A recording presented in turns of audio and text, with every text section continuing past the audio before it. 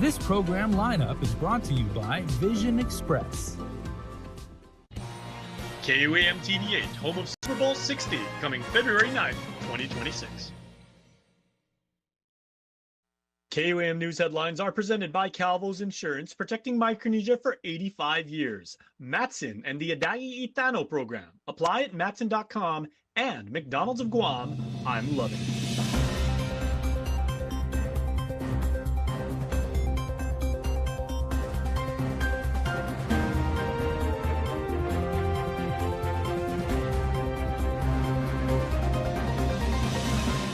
On KUAM News Primetime.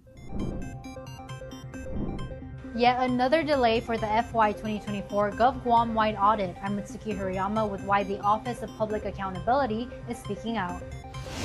As policymakers prepare to shift towards performance-based budgeting, they're taking a hard look at whether emergency response agencies can manage both disasters and federal dollars. I'm Nevaeh Anderson with more on this coming up.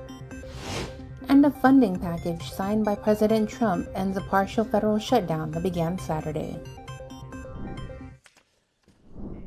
Good evening, Guam and Hafa. This is KUAM News Primetime. These are tonight's top stories. I'm Jason Salas. Well, yet another setback for the fiscal year 2024 government-wide financial audit, which was already delayed for more than a half year. It's got the OPA speaking out, calling for legislative reform to implement salary parity across the board. Here's Mitsuki Yama with this story. The GovGuam-wide fiscal year 2024 financial audit is delayed once again after already facing a 7-month setback, causing frustration for the Office of Public Accountability. I've been trying to get it out. I was just screaming at them last Friday. Public Auditor BJ Cruz says by law, that audit was supposed to be released last June. Unfortunately, because the GDOE audit and the GMH audit had not been completed yet, it was delayed. Cruz says GDOE's financial audit was finally completed on New Year's Day, allowing external auditors Ernst & Young to start finalizing the GovGuam audit. He says he was assured by the auditors and the Department of Administration that they would complete that audit by the end of January. Unfortunately, they have not completed it. I'm still waiting to read a draft of the audit. I did receive a draft copy of the compliance report, which is fairly extensive and may take some time for the government of Guam to respond to. While there's no clear assurance on when the audit could be released, Cruz is hesitantly hopeful it will be out by the end of February. He says the constant delays are a concern as it could impact federal funding and budget preparations. We've got to get the 24 because we've got to start the 25.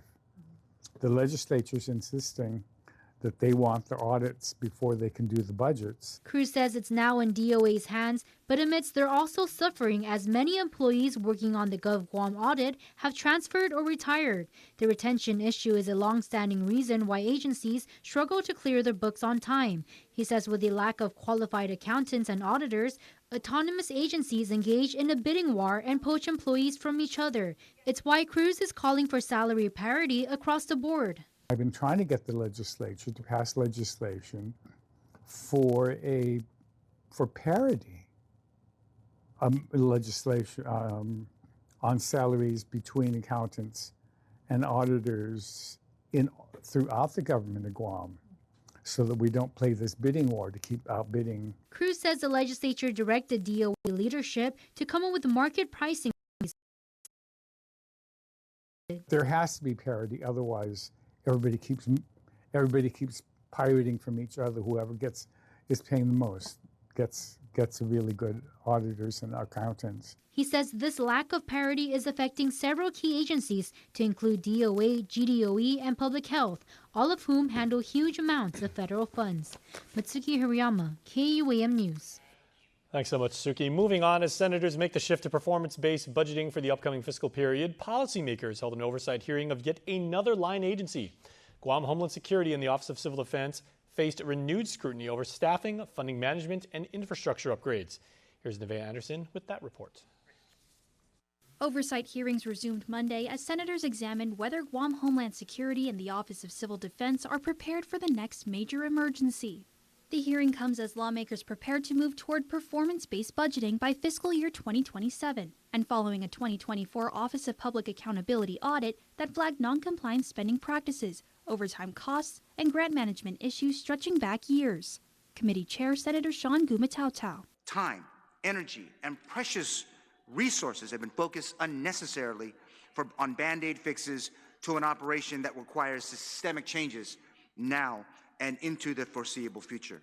Under questioning, GHS advisor and acting OCD administrator Esther Agagi acknowledged progress, but also serious vulnerabilities, saying that should another disaster like Typhoon Mawar strike today, the agency would not be fully prepared. Staffing remains a critical concern, the office operating with just 12 staffers tasked with managing more than $10 billion in federal grants. Agagi said the agency plans to hire 5 additional staff within 6 months. Managing over $1 million is a tumultuous task. What more $10.8 million? What more grants money that have occurred in the past? Skill sets that we don't readily have available right now. At the same time, officials say the agency is at risk of losing just over $1 million in federal reimbursements tied to older disaster expenses. Still, GHS OCD Special Projects Coordinator Lucia Perez maintains that the agency is not liable to return any funding. So, GovGuam pays for the equipment up front and then gets reimbursed on the back end. That's just for our agency. Lawmakers also raised concerns about the decades-old Emergency Operations Center. Agagi said the facility remains usable, albeit in an amber state of readiness. For the most part, the EOC, the actual Emergency Operations Center, is functional and mission capable. However, the systems that are in that EOC are antiquated. She also detailed the mold issues at the Marianas Regional Fusion Center. The sewage overflowed into the fusion center, and it's carpeted, and it was hard to determine where the flow was, which was probably the culprit for the mold that grew in there. On top of that, a malfunctioning air conditioning system contributed to building humidity. The Fusion Center has since been moved to a former Guam Fire Department space, new pumps have been installed to fix the sewage issue, and generators have been repaired. Following the hearing, Governor Lou Leon Guerrero issued a statement saying administrative challenges should not be confused with operational readiness, and there is no scenario in which Guam would be unprepared to respond to an emergency, as emergency plans are current, reviewed, and ready for execution. And even with severe constraints, committed people focused on mission can make progress. Nevaeh Anderson, KUAM News. Well, the president signed a $1.2 trillion funding package into law, ending the partial federal government shutdown that began Saturday. Now, the massive spending bill funds most federal agencies through the end of September, with the exception of the Department of Homeland Security, you just heard about them, which oversees TSA and FEMA. The legislation includes a 2-week stopgap to keep DHS operating as Democrats push for immigration and ICE reforms following the shooting deaths of 2 U.S. citizens by federal agents in Minneapolis. Locally, Jim Moylan says the bill secures major public safety investments for Guam, as under Commerce, Justice, and Science funding, Guam receives more than $1 million for customs inspection equipment, $990,000 for GPD patrol, $583,000 for a customs mobile command system. Agriculture funding includes $1.5 million for Todu Guam's Wellness Center, $990,000 for West Care Homeless Services, $680,000 for the Talampago Ordet Emergency Shelter, and $112,000 for Guam Fire Response Equipment. The bill also includes $50 million for defense access roads, with Congress now facing a February 12th deadline to reach a long-term deal for Homeland Security or risk another funding lapse. Please stay tuned, everybody. We're back after this.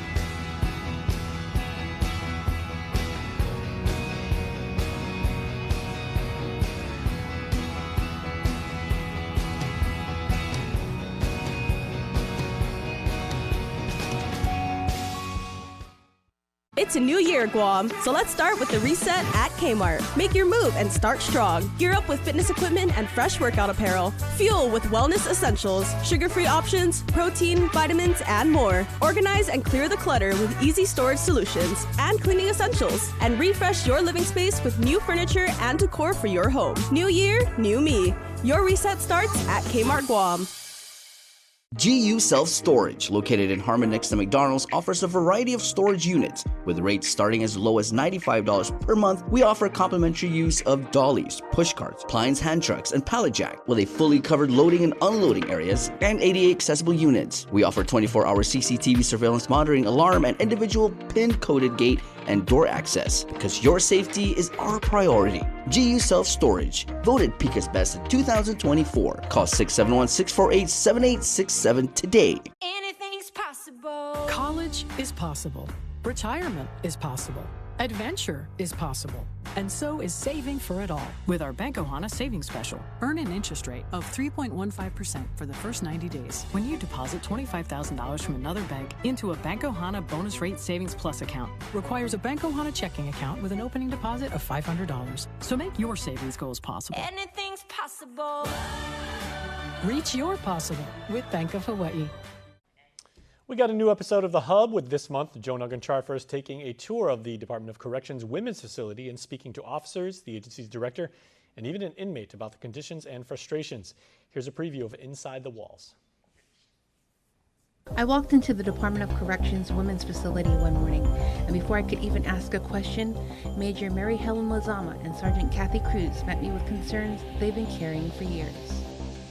Their first issue, Sergeant Cruz says, is basic supplies. They're appreciative of the items that we purchase for them. You know, we have them, they stretch it as far as they can, but you know, it can only go so far. Toilet tissue can only go so far, you know. Yeah. You cannot wash it and recycle it and reuse it. Once you use it, that's it, you know. For officers here, shortages at the women's facility are nothing new. But one issue hits even harder, the generator. Major Lozama says it's been down since Typhoon Mawar 3 years ago. It's like a red tape just to get it done. Some kind of red tape that we're going through for just a generator that's a life safety thing that we have to have. It's like all these fire sprinklers system, it's supposed to work. Everything has to work. So then at night, without a hole. Would you like me to It's show you? black. It's pitch black. Our emergency lights don't even work. What I provide. She has two of these. I have a charger, and we have a flashlight. But this is all we have. You know, and it's very, you know, they need to think about our safety too. You know, we have a family to go home to. And that's out of pocket. This is to keep my officers safe too. Not just the prisoners, but my officers, because when it's dark, it's dark.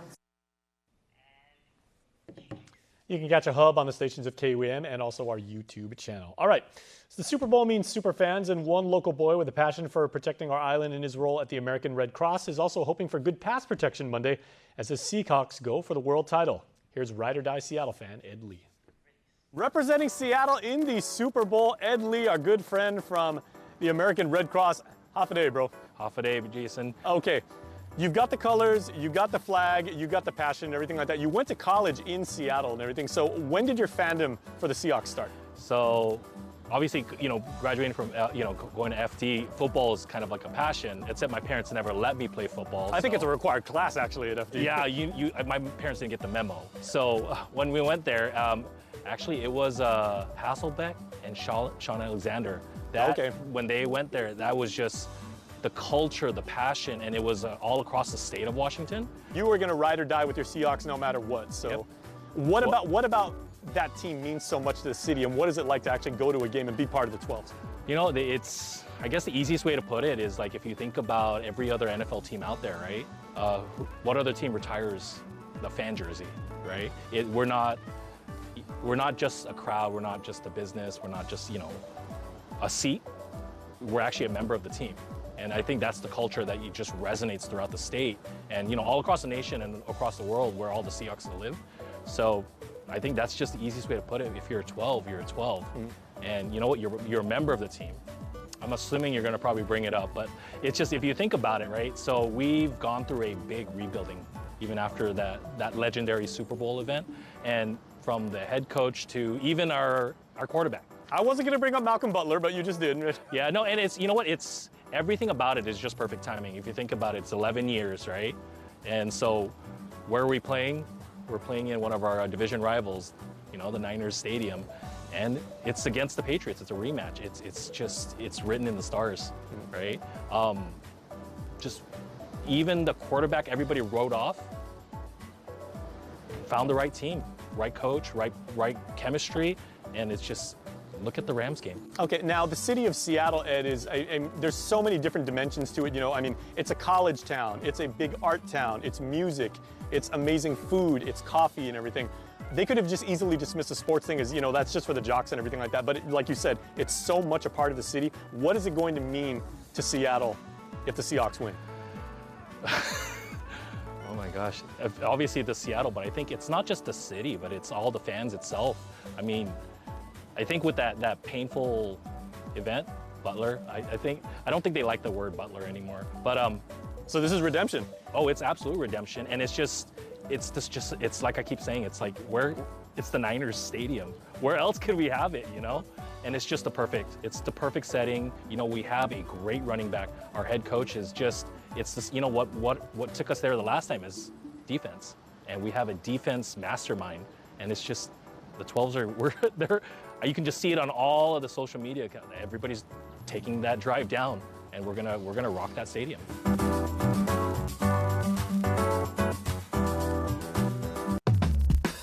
Now for a look at your world at home. Tonight's view is truly breathtaking. It's the rolling hills and light island breeze on Nimitz Hill in Pima.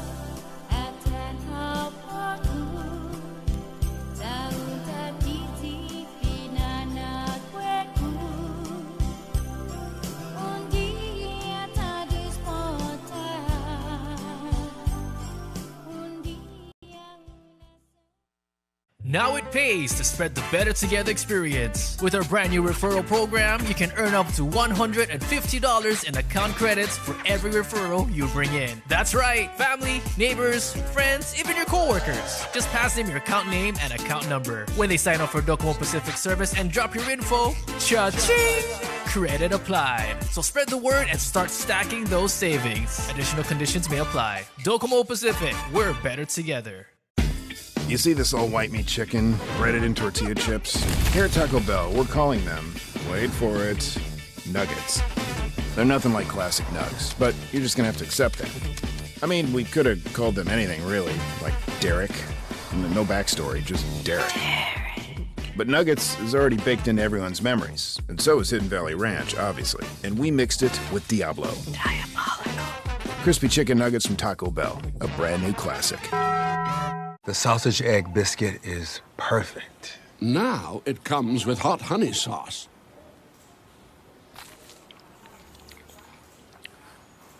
I stand corrected.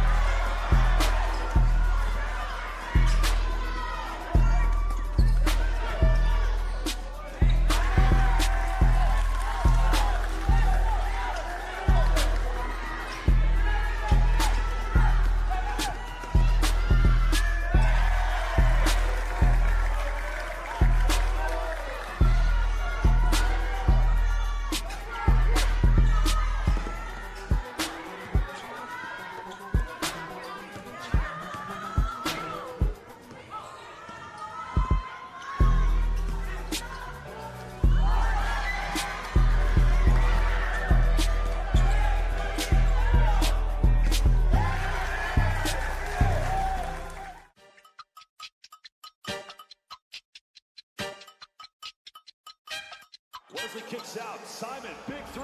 Oh, baby!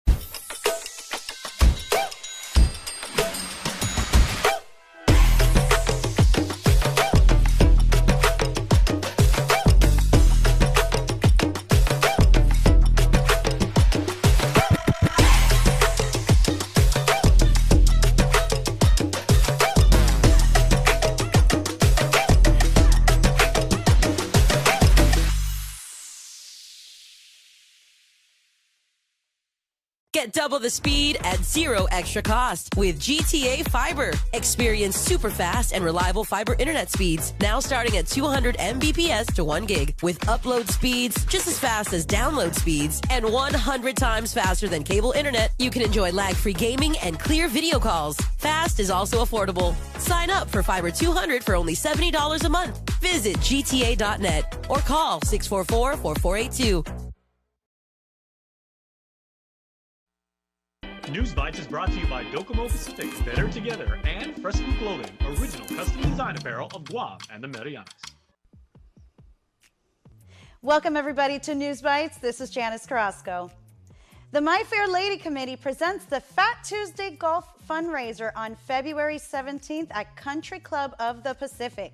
Two-player team is $250 and single is $125. If you have any questions, email Christine Calvo at cmscalvo0671@gmail.com.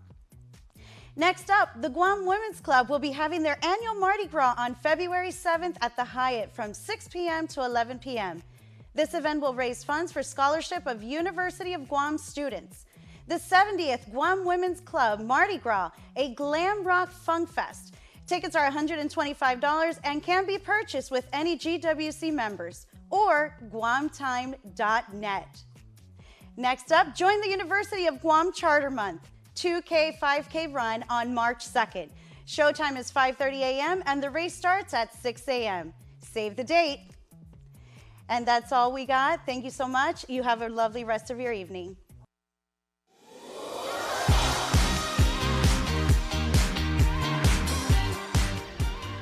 It's the middle of the week, everybody, which means we are one day closer to the Super Bowl, one day closer to the Olympics, and there was basketball today, so it's a good day. And it's especially a good day for Ricky Iglesias, so happy birthday, Ricky. Your wife, Therese, your kids, and your grandkids are very, very proud of you, and they're wishing you the very best. And Frankie J, happy birthday, Frankie, coming from Papa and Grandma in North Carolina. Hey, there's great sports out there, too. The whole Tobacco Road, everything, North Carolina, Wake Forest, NC State, and Duke. Great sports town.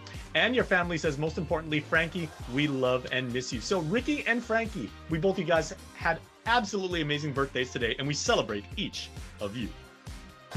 Want to wish your special someone a happy birthday? Just click the QR code here on your screen or email birthdayclub@kuam.com.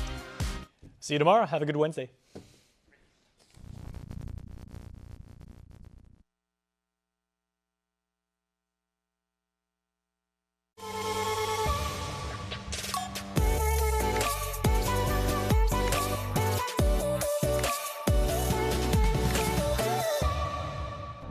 Hafaday, I'm Jonagan Charfris.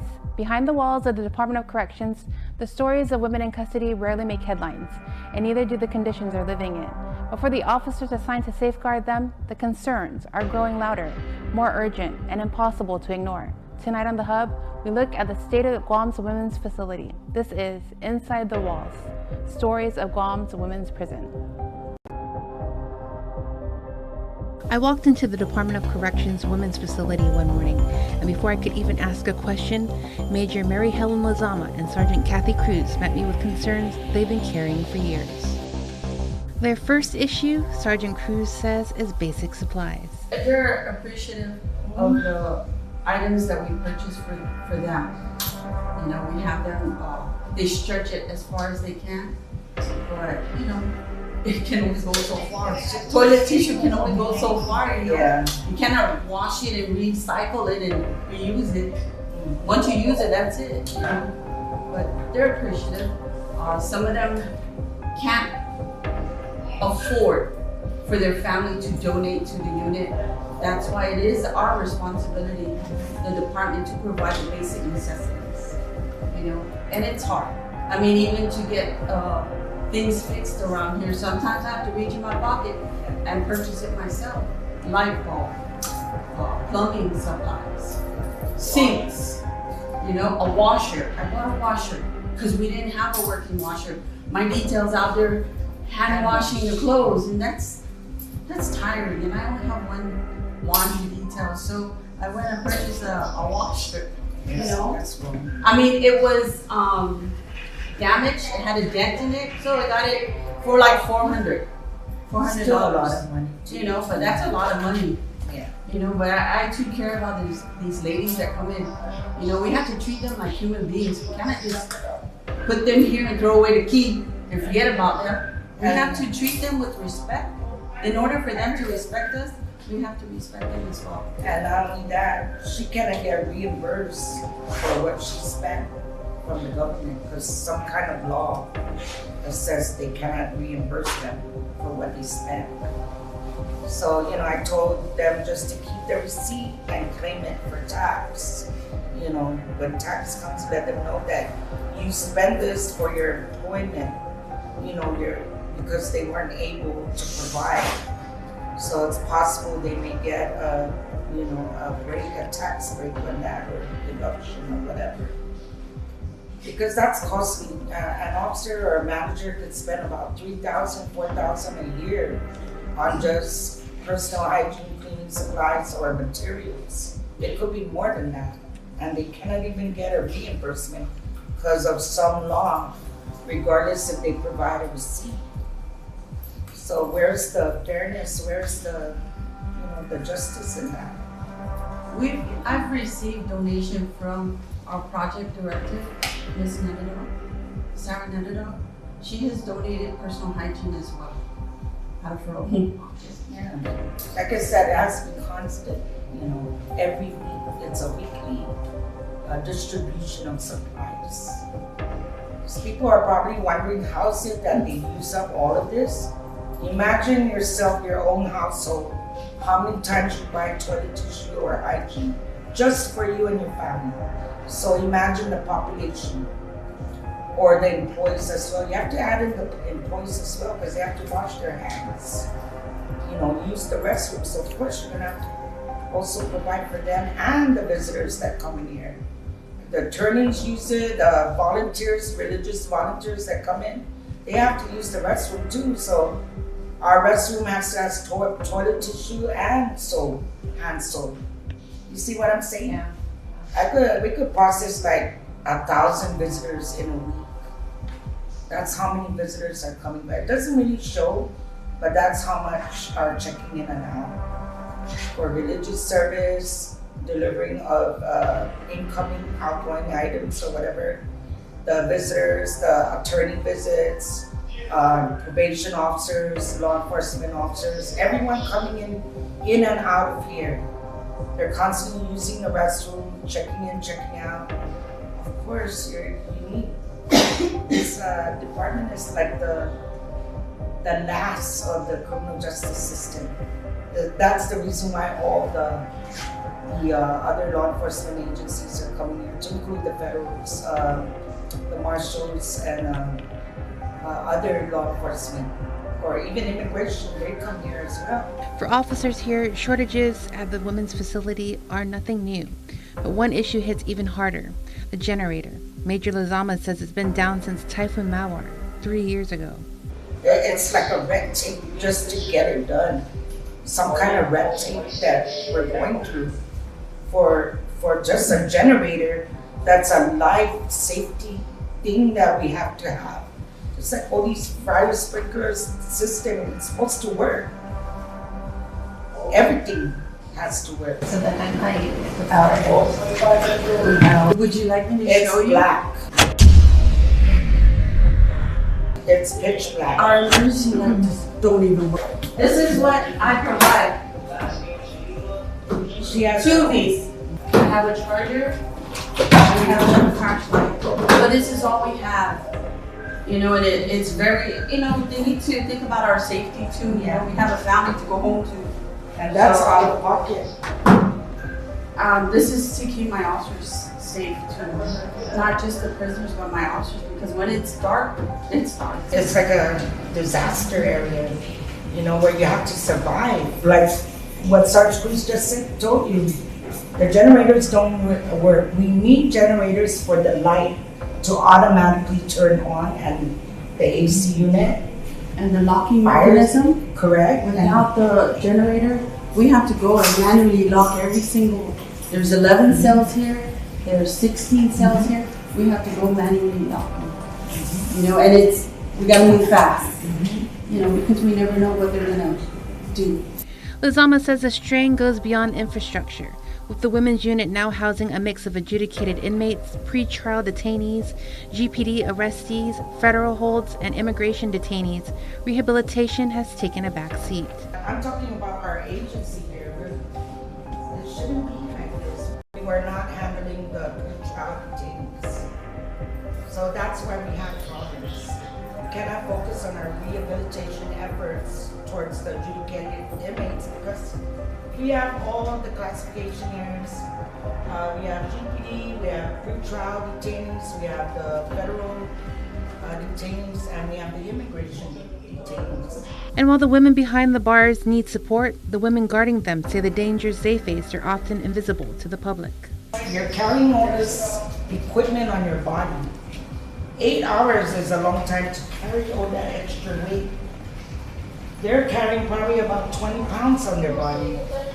But to be active, to be alert, to be focused, you need all of that when you're performing your duties here. You have to be, but if you're working 12 hours, of course your body's you're losing already your energy by the time 8 hours is done. Okay, number two, you're not having enough time for your health and your family. That's why I say 8 hour shift is very good for the law enforcement officers. We need 8 hours so we can go to school, spend time with our family, me time. That's what we need for our mental, our mental health and our physical health. But because we've been on this 12-hour shift, we also acquired a lot of health problems. Look at the working environment. Nobody can see it because, oh, that's just a jail. Yeah, it's a jail, but it also affects our health. You know, rare that you see anyone saying, thank you for your service, you know. Rare that you see that. Because all they know is that the prisoners are coming here, but who's watching them? What kind of environment are we in? Does anyone care? I don't think so. We do care. If they really do care, we're gonna get a brand new facility, just like that. There's gonna be no red tape. There's gonna be no delay for supplies if they really care. They look at Department of Correction as the lowest law enforcement here, but we should be up there because we're the ones taking care of these prisoners, these criminals. Okay, they're not here because they're good. They made a mistake. Now they're here. This is their punishment. Being here, right? But we still treat them with respect. And that's why I do what I do. My officers, they fork out money out of their pocket because in order for them to respect us, we also have to respect them as a human being and provide the necessities they need to get up in the morning, you know? Oh, I have a toothbrush, I have toothpaste. You know, these are the things that nobody thinks about. And we're always the last ones. We're the lowest one getting clothing allowance. Imagine that, how much a shirt is. You know, we're only getting $250. And how about the other law enforcement? Don't we mean something to the people of Guam? You know, shouldn't we be up there with GPD? GPD picks up the criminals, but we have to deal with them. Correct. When they come in here belligerent, assaultive, you know, they're cussing at us. My officers here got assaulted the other day. They don't even think about that. They don't think that our job is important, but we are. We are. No matter what, you know, we go through as a department, I'll stand behind the department and say, yes, we do our job. For the women who keep this facility running, the message is clear. They show up, they serve, and they sacrifice, whether anyone sees it or not. Up next, I speak with one of the women who is currently serving time.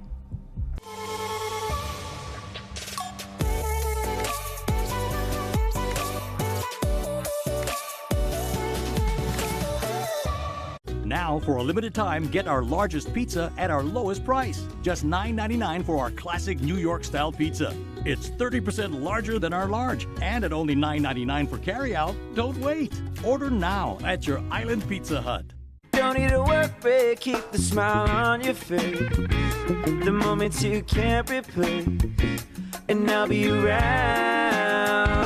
Whoa, you can count on me. You can count on me for life.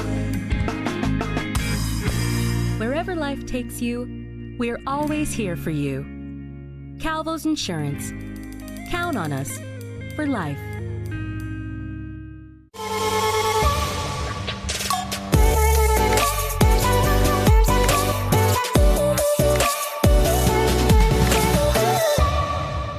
A cell door closes and the world outside keeps moving for the women incarcerated here. Each day is a test of dignity, patience, and survival. After hearing from officers tasked with maintaining order, we now shift our focus to those living within. Who are they beyond the charges? Meet Amor Balbin. 45-year-old Amor Balbin is serving a 15-year sentence for manslaughter. As of this interview, she has spent 12 of those years incarcerated. Her days follow a routine few on the outside ever see. Basically, we wake up for reveille, do our in-house chores, and then get ready for work detail. So in our classification, we are assigned work details. And then basically that's our Monday to Saturdays, and then Sundays are rest days. Routine provides structure, but survival here often depends on more than schedules.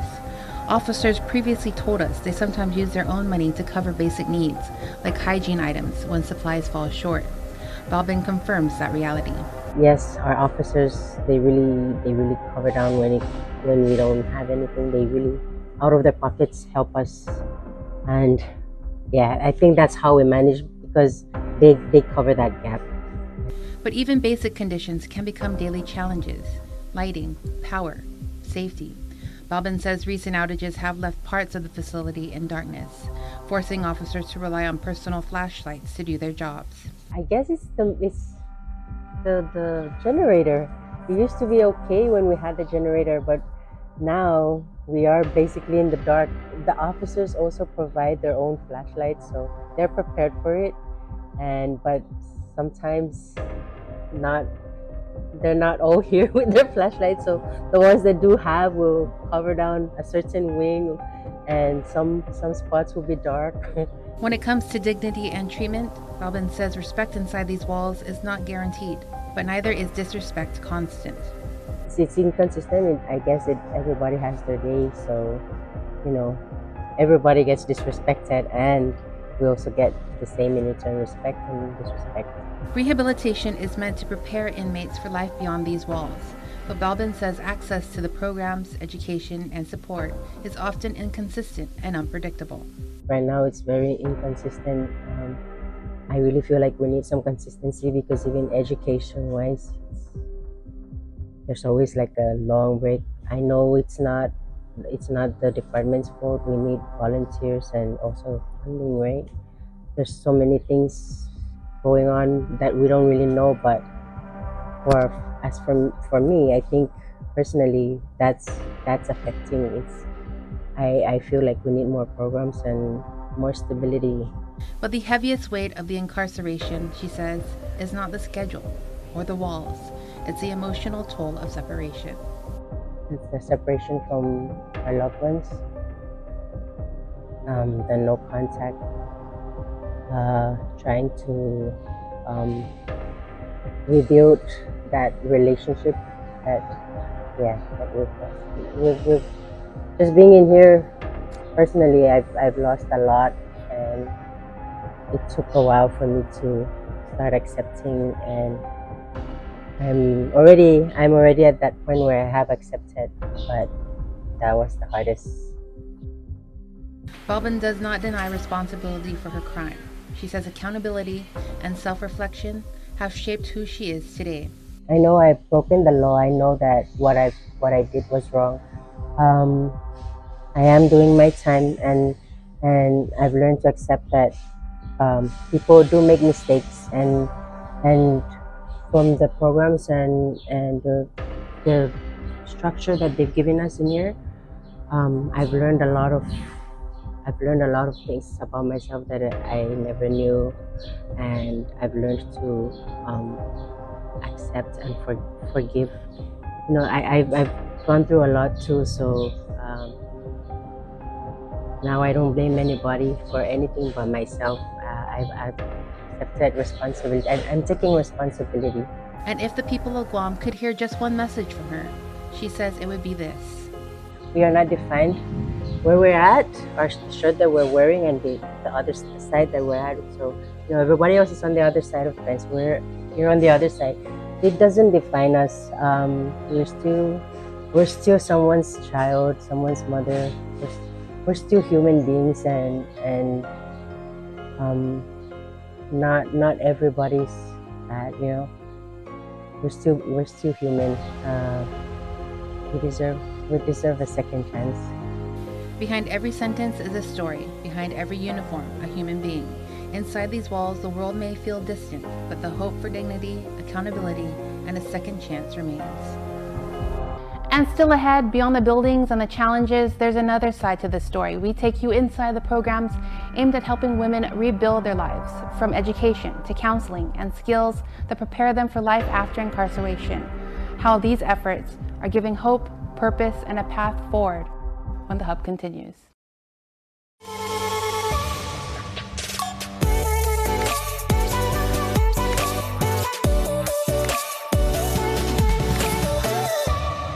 Guam's auto appearance specialist, Elegant Reflections, has been providing the automotive industry with professional detailing and car care products at its highest quality, from complete detailing, full interior detailing, exterior detailing, headlamp restoration, hand washing, seat and carpet shampoo, engine degreasing, undercarriage cleaning, paint sealant, fabric protection, paint oxidation removal, and so much more. Visit us at our new location. Call 646-5555 for an appointment. Elegant Reflections, Guam's auto appearance specialist, over 20 years of experience.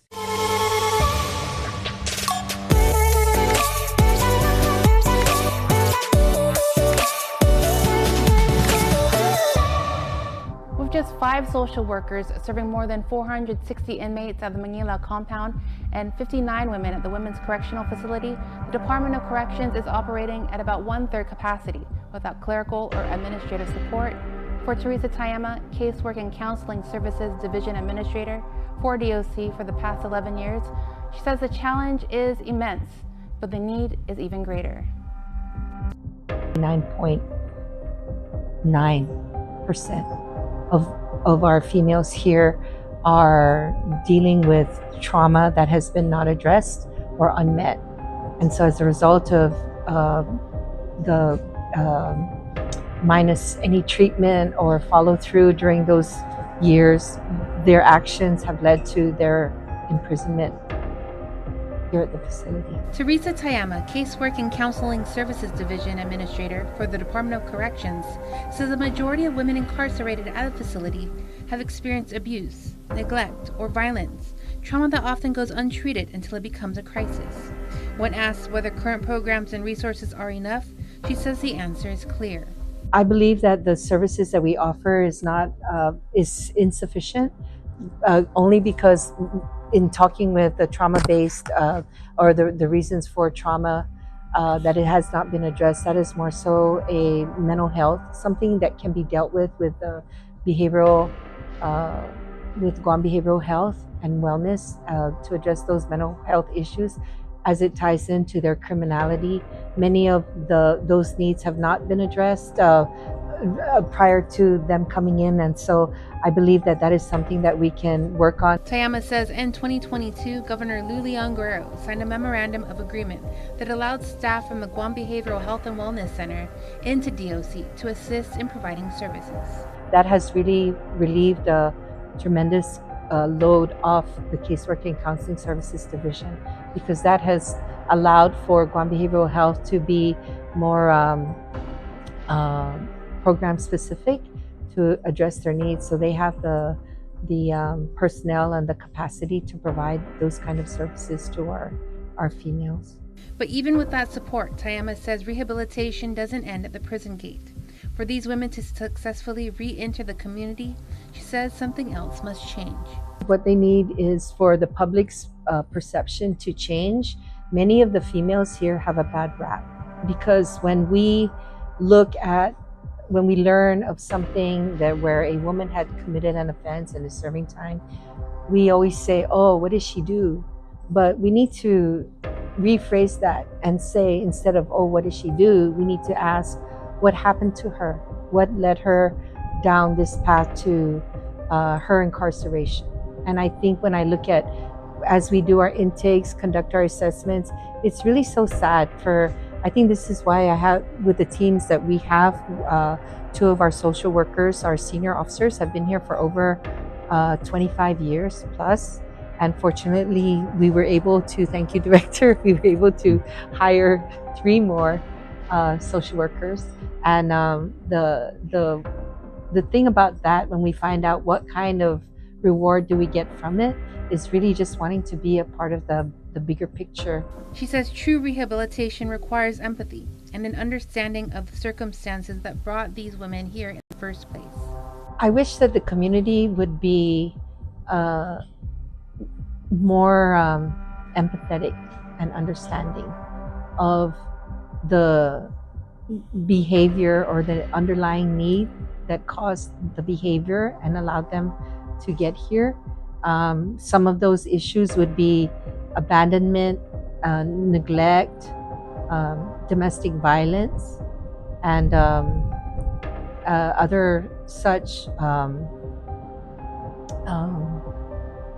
categories of neglect and abuse that they had undergone that brought them here. Tayama says her hope is simple, that DOC receives the support it needs to do the work effectively and to give these women a real chance at a different future. When they are out there, we can do our best to try to transition, but it's very difficult for them to get one leg up and an advantage when they have so much that they have to overcome as far as getting through or getting over the judgments that is placed on them. I always look at it as if an individual is sentenced to do time here in prison, as sanctioned or sentenced by a court of law, and they have met that punishment, that the clock should reset and they should be given a fair chance and an opportunity. So that's my take on that. And another thing that I feel is you can always judge the priorities or the standard of a community by the priorities they place on the most vulnerable.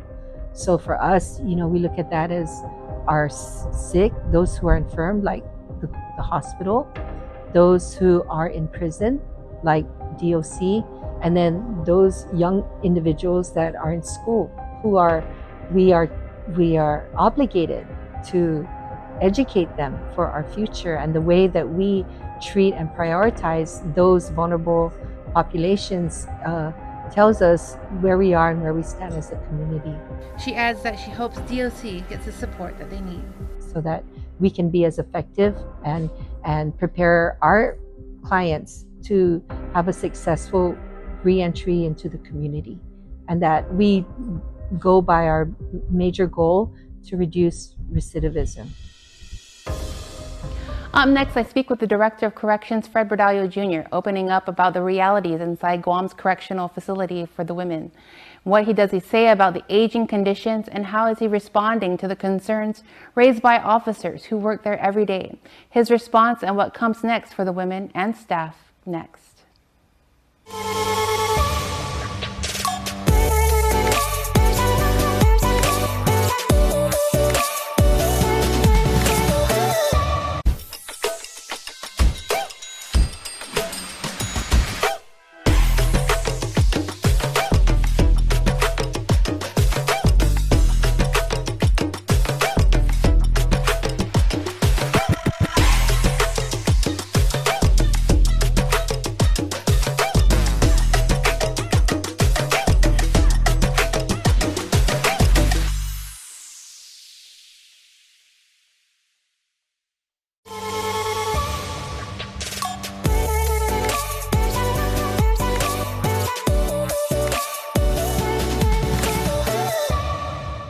Questions about conditions, safety, and resources at Guam's Women's Correctional Facility have been raised by those women inside the walls.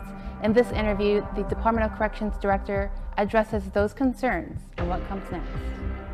Department of Corrections Director Fred Bordallo Jr. said he's fully aware of the concerns and frustrations being voiced by corrections officers, including the issue of basic necessities.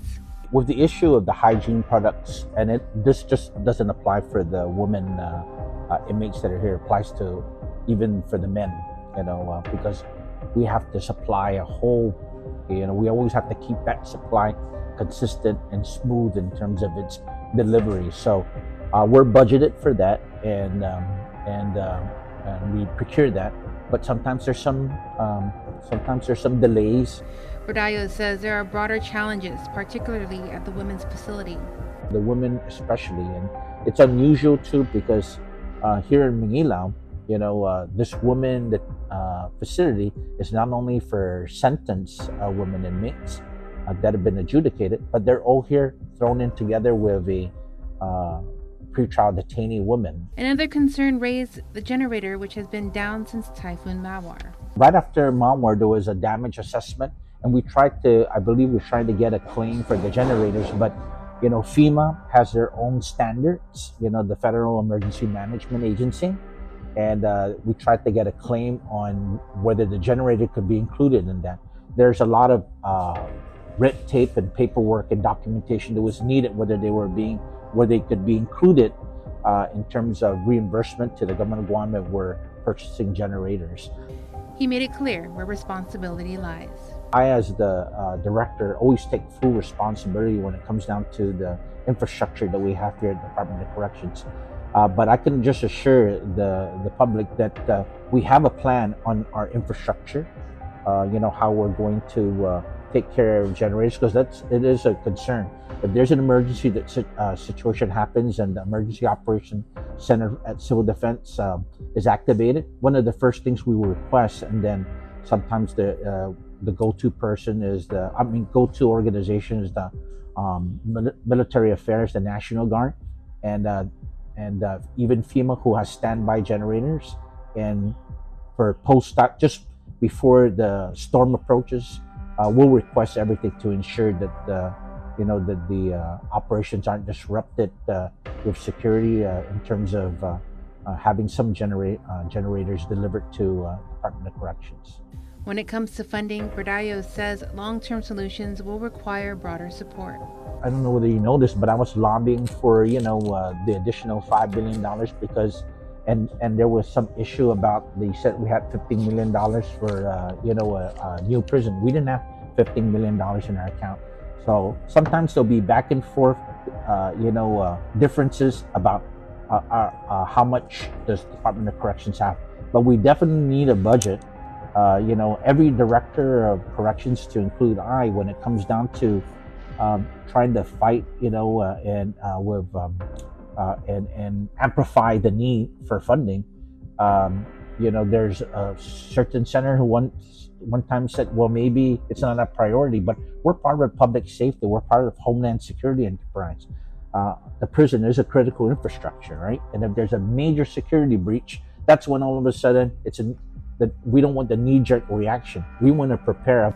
He adds federal assistance will be critical. Those fundings be used, and it looks promising with our new prison task force for a new prison. We're definitely going to need a new detention facility, right? Especially when you have 530 pretrial detainees, which include the women and which include the men. Guam's going to need that sort of like. We have a prison plan. Is there a detention facility plan? Is there a plan to expand confinement, pre-trial confinements? We're depending not only on local funds, but from federal assistance too. Ask what can realistically be addressed in the next 6 months. One of the biggest things that can be really done within the next 6 months, and we're going to see a lot of these things happening here, is the new prison task force. The scope of work has already been sent through to the Office of the Attorney General, so at least that will be an issue that's going to be addressed quickly. And then, of course, the recruitment for detention facility guards is real quick one, because the budget hearings are coming up, and I think senators have already gotten some information from me that I've shared with them about the feasibility of having a recruitment. Again, I set for annually for a training cycle, and it doesn't have to be specific only corrections officers, right? It only limits us, right? And I think that there's other projects that are that we have right now that's going to happen within the next 90 days. We've just had containers brought by Smith Bridge over here for and the Guam Trades Academy, Bert Johnson. They're going to be doing vocational classes, for some inmates here for the minimum out, minimum in. But that's definitely going to be something we're going to establish. Rodayo also addressed staffing and community outreach following a recent peace wave, seeking an end to discrimination against citizens from the Federated States of Micronesia. I have Sarah Medadog, our program director. She's looking at the possibility of a meeting with the consulate and the Micronesian community. We're going to have it at a community center. We'll let the media know, and we're reaching out on our reserve program, to reach out to FSM, because they always, the perception sometimes is that there's a lot of high rate of, and the Attorney General said the Chickies community, but I found a lot of Chickies also in the private security industry, right? They are good workers, right? There might potential for recruits for the corrections. Rodayo says the impact of incarceration, particularly when it involves mothers, is something that stood out to him during a recent career day at an elementary school. It was really something when you hear a fourth grader say, my mom is in prison versus my dad's in prison. I mean, the mother is that central figure, that watches their children, and it really affects the family. And that's why I just really hope the people of Guam understand that the judiciary is part of this, right? And our other law enforcement partners, the Guam Police Department, to book and confine a woman. Not to say they should be treated any different from the male, who commit a crime, but just to say that there's a big effect that has in the family when a mother is not there. He adds that data shows women often respond positively when given targeted support. There are some things, and there's some strategies now that can be applied for the women, tailored and focused into what got them into trouble with the law. And there's a way for them to move away from there. And we're talking about when it's a pre-trial release kind of situation, because the courts presented their data, and contrary to the Guam Attorney General, the courts showed that it's a very small number of offenders when they're out on pre-trial release. And I would say that a majority of the women who are on pre-trial release successfully navigate through the challenge and their conditions, because women have this sort of like strength, that